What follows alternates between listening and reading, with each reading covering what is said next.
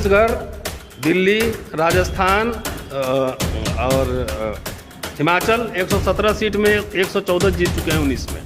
अब 117 से क्या 200 सीट जीतेंगे? कहाँ जीतेंगे? तेलंगाना के, आंध्रा के, तब ना 400 पार करेगा। कहाँ से आ रहा, जरा कैलकुलेशन बताइए ना मुझे। ये अंदर का जो कुंठा है ना, क्योंकि हार रहे हैं बुरी तरीके से, बोल रहा है इनके खिलाफ। डेमोक्रेसी यही है क्या? डेमोक्रेसी में सबको अपने विचार रखने का हक होता है। तो ये तो एकदम तानाशाही की सरकार है। इमरजेंसी हमने देखा नहीं, लेकिन इमरजेंसी से बदतर हालात। जब जो मुझे जहाँ काम करने का अवसर मिलता है, अपने हिसाब से हम काम करते रहते हैं। जब विश्वविद्यालय में हम पढ़ा रहे हैं, तब विश्वविद्यालय में अपना काम कर रहे हैं। जब राजनीति में आएंगे तो मेरा काम बताएगा ना। अभी से हम क्या, हम साधु थोड़े ही क्या भविष्यवाणी करते हैं।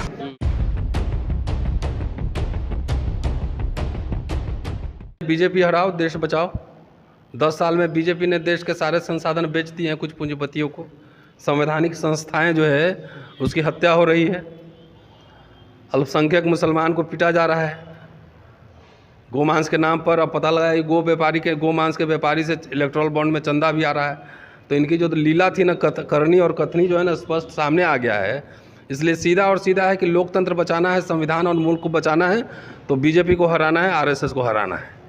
जी, बीजेपी कह रही है कि पूरे हम 400 पार कर रहे हैं, तो ऐसे में चारों तरफ से तो हमको दिखाई नहीं दे रहा है। ये तो जब विपक्ष में नहीं है, ये फ्रस्ट्रेशन है। जिसको 400 पार करना होगा चुपचाप रहेगा ना।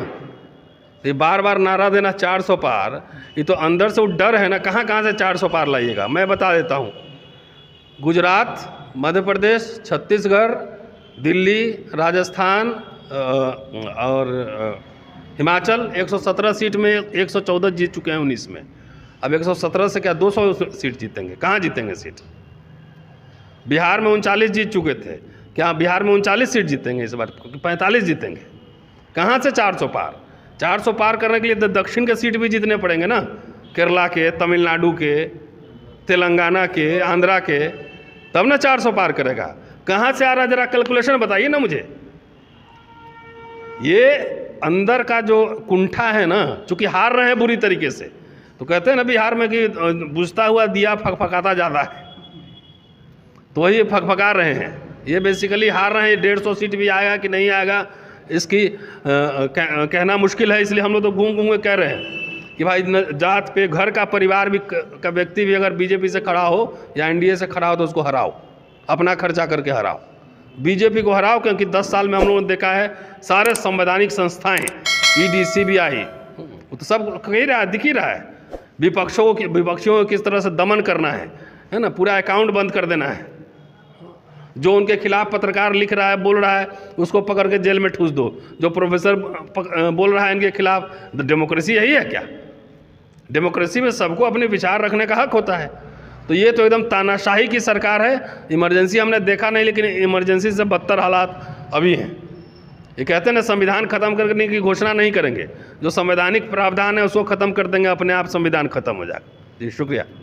एक चर्चा का विषय बना हुआ है सासाराम निर्वाचन क्षेत्र से, तो इस पर क्या कहना आपको? क्या चर्चा का विषय बना हुआ है?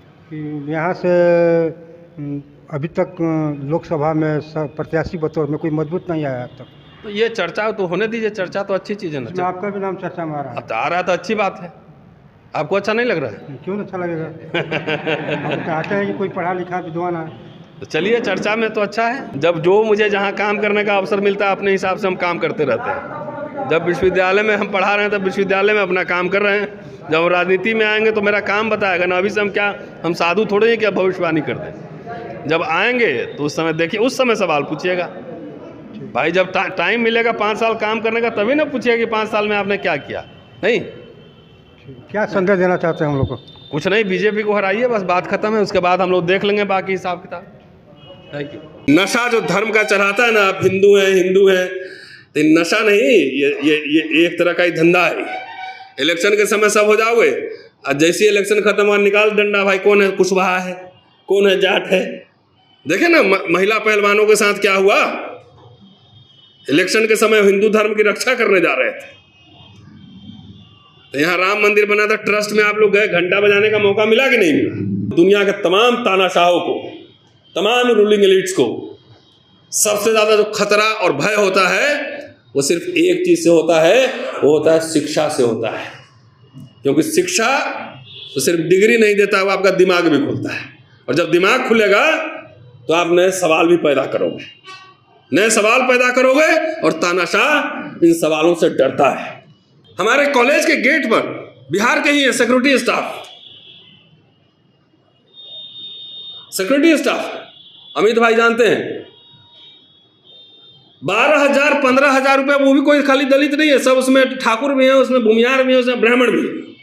लाइए हम बोल देते हैं, और जाके मेरे बारे में पूछेगा, बताएगा कि आखिर हम किन की लड़ाई लड़ते हैं। उनसे हम सवाल पूछे कि अगर यही नौकरी सरकारी होती तो कितने सैलरी मिलते? 40,000, 50,000, 60,000, और अब ये प्राइवेट है तो कितने मिल रहे हैं?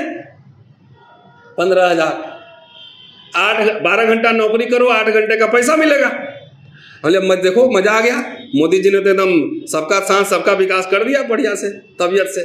सासाराम में बाबू जगजीवन राम विश्वविद्यालय बने, नेता लोग अभी आएंगे वोट मांगने, तो एजेंडा जरूर सेट कर दीजिएगा, अपने लिए नहीं कि हमको ठेका दे दीजिए और जो है ट्रांसफर पोस्टिंग करा दीजिए। सामूहिक डिमांड कीजिएगा, उसमें सब सुरक्षित है। पर्सनल डिमांड जैसी की वैसे समझिए बार्गेनिंग शुरू हो गया। देखिए संविधान, आप अगर समझ रहे हो कि एक दिन घोषणा होगा कि संविधान आज से खत्म कर दिया जा रहा है और आज से आज ये संविधान लागू हो रहा है, वैसा कुछ नहीं होगा। सवाल यह है कि उसके अंदर की आत्मा है वो निकाल दो। अब election commission, CBI, ED, income tax कैसे काम कर रहा है देख लीजिए। जब तक हम अपना सेल्फ एनालिसिस नहीं करेंगे, सिर्फ दूसरों पे उंगलियां उठाना ये काफी नहीं। अगर आज जो सिस्टम है कि आपको लग रहा है देश और लोकतंत्र और संविधान पर खतरा है, तो इसके लिए उन्होंने 90 साल तैयारी की है भाई साहब,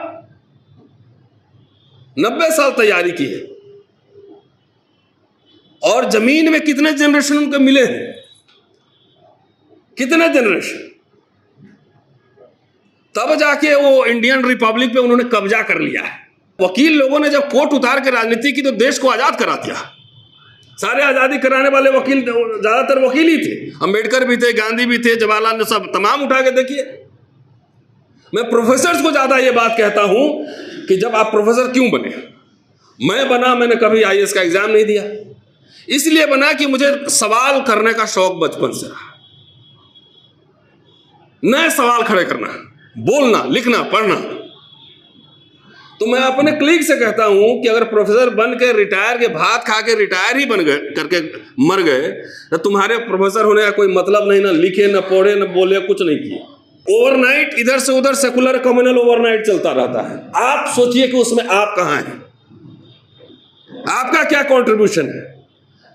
आप भी अगर जाति के, घर पे, परिवार पे, रिश्तेदार के नाम पर वोट करेंगे तो इस विषय पर चर्चा करने का कोई मतलब नहीं है। जैसे जब हम सामाजिक न्याय की बात करते हैं तो कुछ लोग समरसता की बात करते हैं, तो समरस में तो फिर अलग अलग स्टेटस में रहेगा ना आदमी।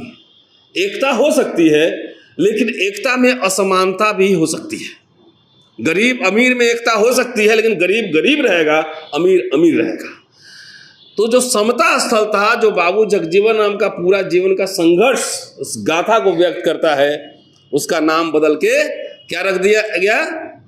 एकता स्थल। अब इसका पॉलिटिकल सिग्निफिकेंस, इसके मायने समझिए। डेमोक्रेसी पहले क्या है ये समझना जरूरी है कि डेमोक्रेसी ये नहीं है कि हम सब एक ही विचार मानते हैं और एक साथ रहते हैं। डेमोक्रेसी ये है कि हम सब अलग अलग विचार मानते हैं, तब भी हम लोग एक साथ रहते हैं। ये है डेमोक्रेसी।